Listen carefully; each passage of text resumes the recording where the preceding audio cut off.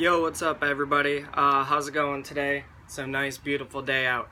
So I'm here today with a quick how-to on how to make a tincture, hot pepper tincture. So I've only made a few of these, but every one that I have made so far is ridiculously hot, and I'll go over a little bit of the ratios. I don't measure anything out. I eyeball everything. There's really no need to measure anything out. It's all about what you want to do and how much of a boozy flavor you want, or if you don't want a boozy flavor. It's kind of hard to not have a boozy flavor when you're using 190 proof alcohol, Everclear. Normally I use 190 proof, but I'm all out of that, so I just picked this up from the local store here. It's Everclear 151 proof. Good enough. Here's one I got going right now. Normally I do about 50-50. This was about 50-50. As you can see, some of the alcohol is down in the powder, so it's floating. But when I first originally mixed this, it was 50-50. This is going to be really hot. Me and my buddy tried it yesterday. I do believe this is by far the hottest one that I've made. So, real quick, I'm going to get started. If you have just a little bit of powder in the jar like this and you fill it up to the top with alcohol, it's going to be really boozy. It's not going to have the best taste. So I usually try, if I have a small amount like this here, I try to go to about maybe 1.5 inches, 2 inches above it, and that should be plenty. You can also add fresh fruits, dehydrated fruits, herbs, whatever you'd like. I really want to add some pineapple sage to mine, but I don't have any right now, so we're going to add some alcohol to this. Smells delicious. Just kidding. Alright, so I'm going to fill this up about 1.5 inches to 2 inches above the powder. Now, if I had more powder, I would probably fill this jar halfway up and then just fill it up the rest of the way with alcohol, which is normally what I do, but I've also done this before on my first batch of Dragon Drool because I didn't have that much powder to work with. So, it's really kind of hard to mess up a tincture unless you use just a little bit of powder and fill the jar up with alcohol. Other than that, it's really kind of hard to mess up.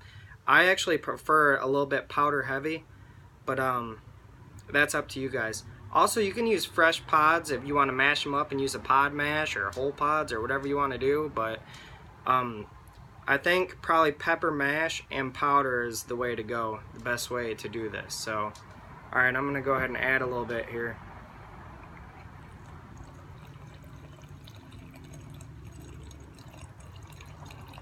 You can see it starting to go above the powder.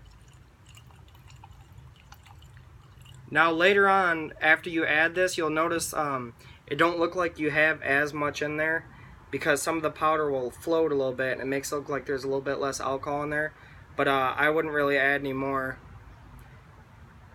I'm probably going to go just a little bit more in here because you can still see the dry powder on the bottom.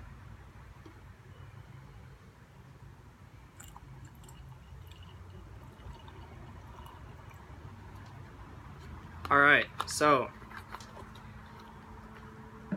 a lot of people, yuck, a lot of people, man, a lot of people add, I know I just said that 3 times, but a lot of people add their stuff right in, right away. I don't have anything with me. I probably will add something in here tomorrow or something for a little bit of flavor. You can use, cinnamon, spices, whatever you like. But I did just make a pumpkin dye one, and a lot of people make bigger batches of tincture. I've had a lot of success make like these little small jars here. This is just a 16-ounce mason jar. I prefer the mason jars. You can use whatever you like. It's all up to you, but anyways, there it is. I try to go about half and half, or if I'm using a little bit of powder, you want to go about 1.5 inches to 2 inches above the powder.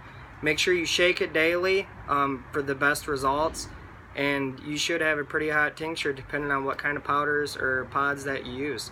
But anyways, that's it.